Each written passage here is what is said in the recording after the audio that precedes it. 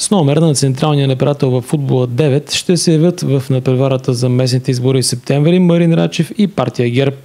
Това стана ясно след изтегления днес в Общинската избирателна комисия жребий за номера на партиите, под които ще бъдат записани в бюлетината за местния вод на 25 октомври.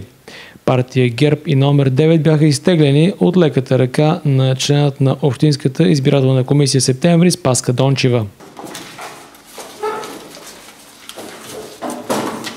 Политическа партия ГЕРБ.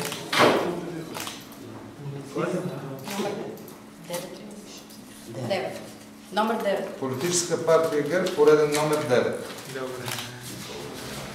9 е емблематично число в футбола. Приемам го като знак на победата за изборите, коментира кандидатът на ГЕРБ за кмет на общината Марин Рачев. До изтичане на крайния срок за регистрация в Общинската избирателна комисия септември документи подадоха общо 17 партии, коалиции и инициативни комитети в общината. За кметския пост ще се борят 7 субекта. Останалите ще участват само за общински листи или кметове на кметства, разкри председателят на комисията в септември Мануел Манчев.